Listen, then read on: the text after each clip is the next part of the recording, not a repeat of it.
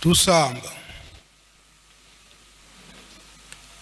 Entsambu zange mfumu wetu Yesu Kristo yozola kwangitata nzambi wase yo untwadi wangitata mwanda wavelela bika kwa masikilanga munaito tu kwa yelemvu se ye mwani tata mwanda wavelela. Amen.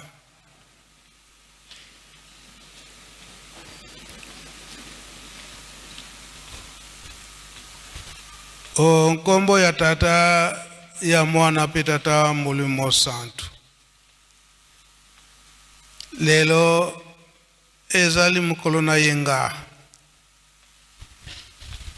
Oyo biso to bengami ba Kristo. To yebiete nzambe ye mukumtasenga kibiso yango. Na mikolo mitoba oya salaki te mokolo ya sambo nde apemaki yango nde asenga kibiso yango biso oyo tozali ete tososoli ete tozali bikela mo ya tata nzambe pe tolandi kombo ya kolo Yesu tata molimo santo papa Simon Kimbangu tokopesa kango mokolo nango mobimba na yango na kosenga na mabondeli pe kosantela bango na banzembo tengetelandi na mokolo na lelo matei na biso eke na banzembo pe na mabondeli pe oyo pe toyoki euti na mukanda na tata nzambe eye komona na ete ezali pe le dumain oyo eza komona na eke topesi mokolo yango to bapapa bapesa mokolo na yango na bandeko na biso ya asaki to bahandikape solo eza mokolo na bango emonana ete milulu na bango ebanda lelo kasi soki ebandi lelo te eza na ntina po bango bayebi ete lingomba esi akanga likambo ke bafeti nyonso oyo soki ekwei mokolo na yenga ezalaka repousse na mokolo na lendi yango tomoni ete bango bazwi nzela te po ete ya kozwa programme nyonso balandi to batosi ndenge lingomba akatela yango milulu na bango ekobanda na mokolo na lobi lendi pe tolandi matei nyonso litei na biso ya munene ya makasi pona lelo le 2 mai l'an 2026 maito yoki na maloba oyo etangami na nzela ya kabine na Reverend Matondo wana ezali message tata mokonzi ya bule papa Simon Kimbangu Kiangani soki message wana epesameli tolandi malamu na ntina mosusu te ezali komona na ete tokoti na bulembo na botongi Yerusalemi musala oyo batikeli epa batata batikeli papa Simon Kimbangu Kiangani botongi Yerusalemi pe kolamusa bana ya tata Simon Kimbangu bisika nyonso biso tozali bulembo ekoti makasi pona nini masengenya mabe ekoti na kati na lingomba tososolaka yango ete soki masengenya wana ekoti bato motema mabe bazali kokota mabe oyo esengeli te likambo mosusu te ezali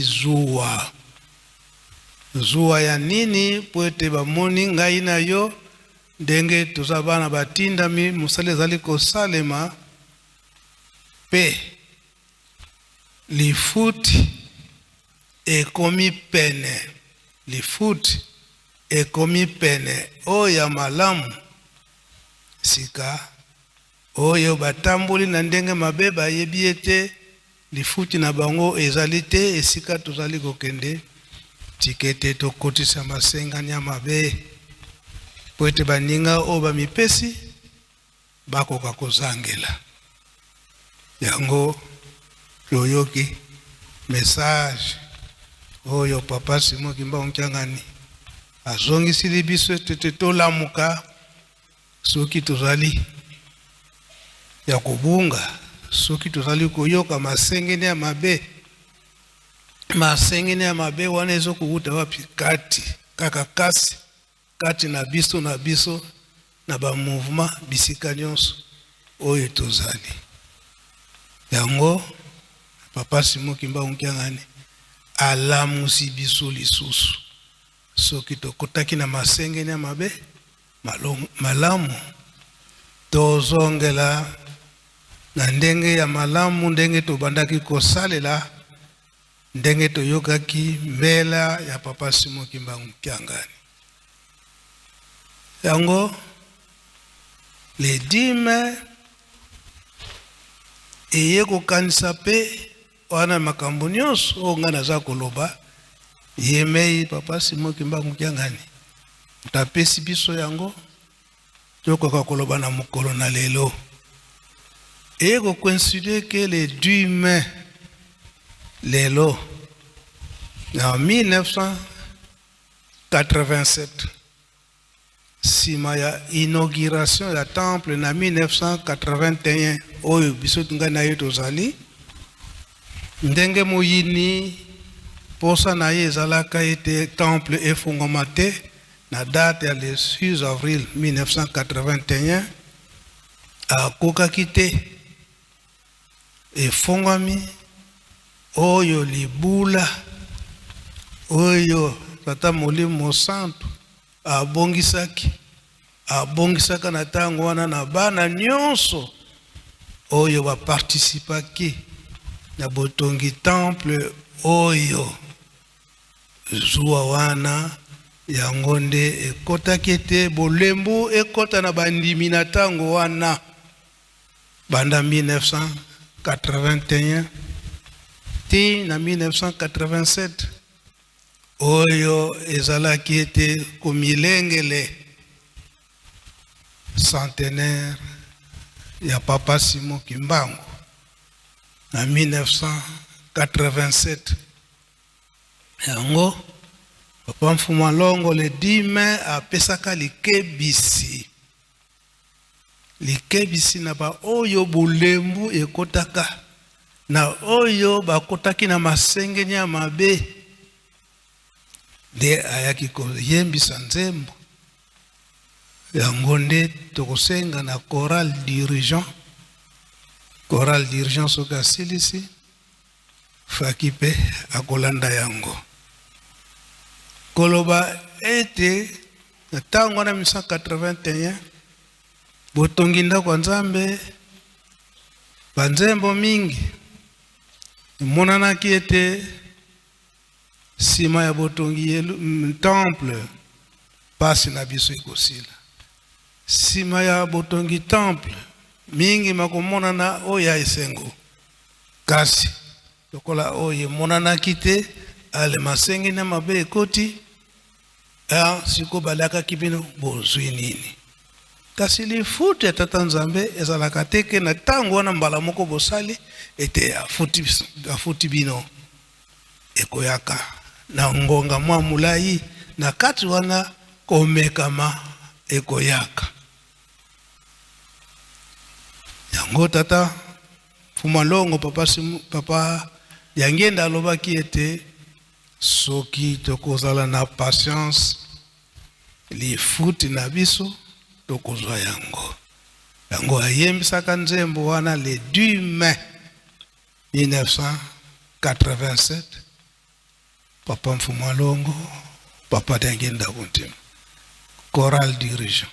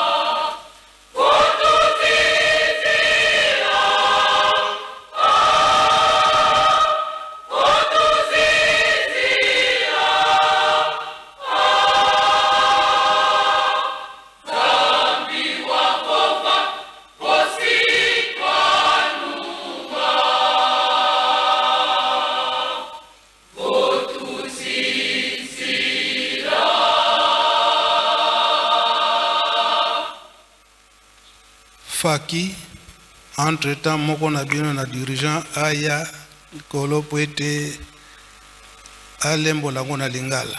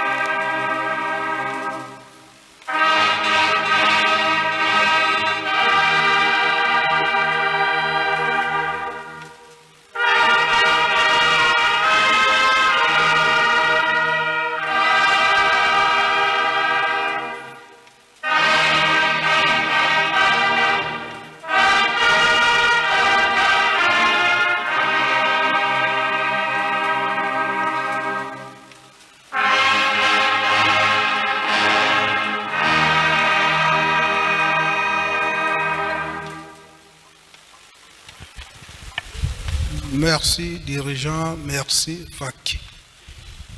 Papa Saïdi Pesoki Azawana, akoki pe komata likolo po ye baka batu nyonso oyo bazwaka banzembo wana.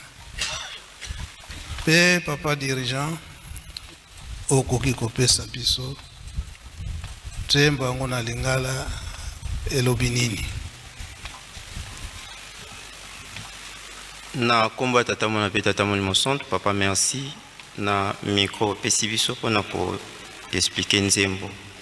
Nzembo ezali na Kikongo, ezali na 3 couplets ndenge touti koyembela yango. Nzambi wa vova vonsendo tubaka votuzizila. Nzambe alobaki tokozwa lifuti to litomba soki tokokanga mitema. Soki tokokanga mitema, soki tokokanga mitema, Nzambe alobaki tokozwa lifuti soki tokokanga mitema. Couple ya mibale elobi Nzambi wa vova vo wanto tokala vo tuzizila. Nzambe alobaki tokozala batu minene soki tokokanga mitema. Soki tokokanga mitema, soki tokokanga mitema, donc ezali insistance. Nzambe alobaki tokozala bato minene soki tokokanga mitema. Couple ya misato elobi Nzambe wa vova vositwa nunga votuzizila. Nzambe alobaki ete tokolonga soki tokokanga mitema. Idée générale ya nzembo elingi koyebisa biso quel que soit bapasi oyo tozomona mikakatano bitumba tokanga mitema kino suka nde tokozwa lifuti tokozala bato minene pe tokolonga. Yango wana idée générale ya nzembo refrain ezakaka soki tokokanga mitema, soki tokokanga mitema, donc a insister soki tokokanga mitema, donc elingi kolobaki tokanga mitema kino suka po tozwa nyonso oyo touti kolobela awa. Yango wana papa merci tosukisi bongo na kombo tata mona pe tata Molimo Santu. Merci. Opesa nzela na papa Saidi kwete nzembo wana nani mutazo wake yangu ena ntango nini wana nzembo wanezwa maki. Papa conseiller spécial ya tata Molimo Santu nzembo wana mutazo wake yango Fwasi Lucien akufaki le 30 juillet 1973 awa na Nkamba. Tangu tolali na butu tosolo na yeti papa eko na msamiso na ba 23h05 wana si akufi to betela ki muziki awa na Nkamba ti to kundaki ya wana cimetière ya mama mwe. Papa Fwasi Lucien mutazi wake yangu Nzambi wa vova vonsendo tubaka votu zizila. Nzambe alobaki tokozwa lifuti soki tokoyika mpiko. Nzambe alobaki tokozwa lifuti soki tokoyika mpiko. Soki tokoyika mpiko, soki tokoyika mpiko, Nzambe alobaki tokozwa lifuti soki tokoyika mpiko. Couple mususu bayembe yango mususu Nzambe alobaki tokomona miso kufungwana soki tokoyika mpiko. Nzambe alobaki tokomona miso kufungwana. Papa conseiller spécial ayebisaka biso boye sa divinité papa Simoki Mbangangani ayebisaka biso boye pe tozana bande na miso mutokolokola ngo papa dia lungana nkolo Yesu. Donc soki tokoyika mpiko miso ekofungwana tokomona tomoni pole siko tomoni. Papa conseiller spécial ya tata Molimo Santu na bandi na compléter couple wana zanga ki merci ndingo pesenga maloba. Merci beaucoup kozonga na bino. Papa Mfuma Mbanza, papa dia lungana Kiangani. Tango nyonso na ntina na musala oyo ya botongi Lingomba to Yerusalem. Tango azali kotinda biso misala ye moko azali komona ete bulembu ekoti awa biso na Yerusalemi oyo ye abandaki kobenga bakiyekola ba volontaire oyo totika bamboka totika ba province toye kufanda awa tolobiete tomipesi poete toya kotonga Yerusalemi toya kopesa maboko na bamvwala misatu wana botongi Yerusalemi. Soki bolembu ekoti abandaki kotuna nga nuyoyele est-ce que bolembi? Réponse. Katu yo yeleko salaka katu salanga kadisendweto kokontwala wena. Donc réponse et le biboye était tolembi te. Tozali ko mipesa kaka na misala pamba te toyebi ete lifuti na biso ezali na liboso. Nga nu yo yele ve katu yo yele ko sala katu salanga sendweto kontwala we. Oyo mwana nyonso ya Yerusalemi to na kati na lingomba liloba wana eyebani ekokani na nzembo oyo dirigeant auti koyemba. Tozali na le 10 mai na 1992 to 1992 kuna na Kinshasa yango bandeko na biso ba asaki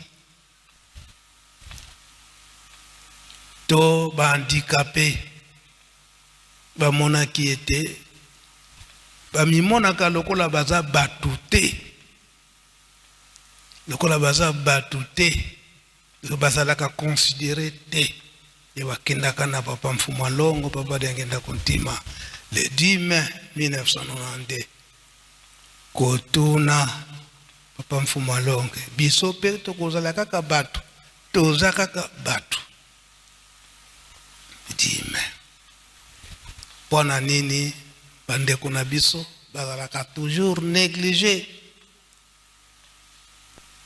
Réponse ya papa Mfuma Longo, tozali batu ndenge kaka biso nyonso, batu mutu nyonso akomona na kete azali mutu ekelamu oyo akelemi pa Tata Nzambe.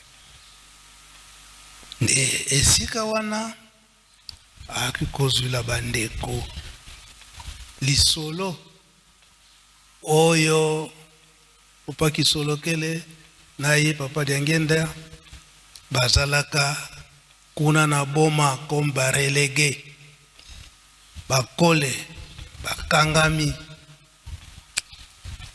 na maboko ya Belge oyo bachaki bango kuna babandaki kotangela na colonie scolaire ya boma ba père jésuite. Sika na le 10 mai wana ba Belge ya mokili mobimba esika bazalaki na mawa na 1940 le 10 mai bazalaki na mawa pwana nini Allemagne eye ko envahir Belgique nyonso sous la colonisation. Na mokonzi pe bakangi roi belge bakangi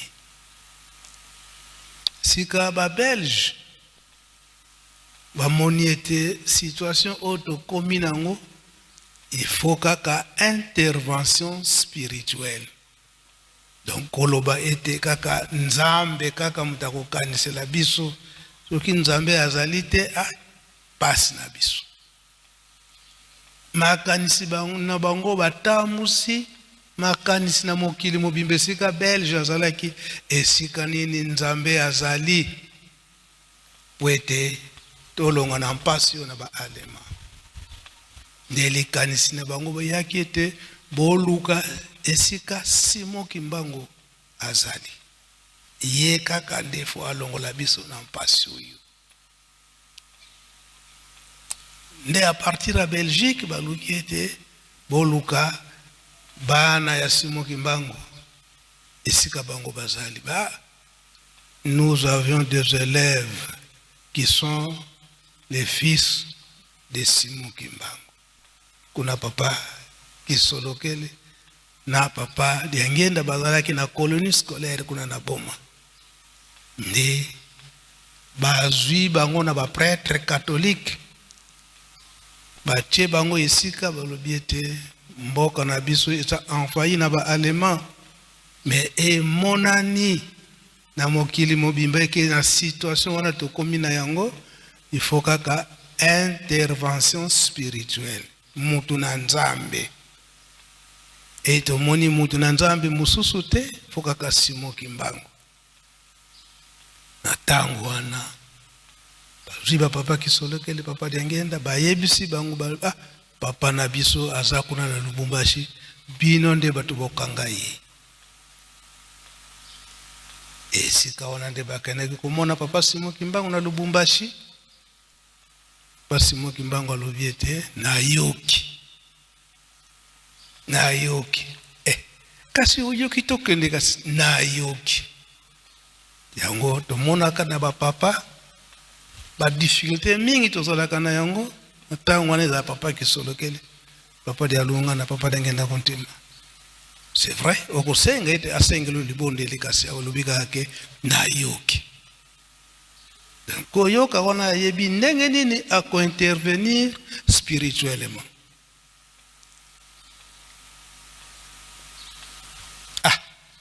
Bango bakaniseki papa Simon Kimbangu ba déplacer na Lubumbashi ba kende na ye akende ko libérer mokonzi na bango ya lobi kaka botungisa ngate nesi na yoki minute misato kudekoka kite bona ba yebisi bango ke il est déjà libéré. Intervention spirituelle le 10 mai 1940 e bongo ngai na yo oyo tofandi na se ya makolo ya tata Molimo Mosantu oyo lelo azali papa Simon Kimbangu Kiangani oyo totango tokobondelaka tozokobenga papa Kisolokele tozokobenga papa Dialungana tozokobenga papa Diangenda Kontima bino nyonso masatu kati na papa Simon Kimbangu Kiangani esika wana tososola yo mutu zali kotia songi na kati na misala ya tata Molimo Mosantu tozwa litei lelo le 10 mai l'an 2026 totika kotia songi na ba voice réseaux sociaux totika makambo wana ya kotia songi tozala kaka bana botosi tozala bana botosi na kati na bolingo mibeko pe misala onkombo tata mwana pitata Molimo Mosantu. Amen.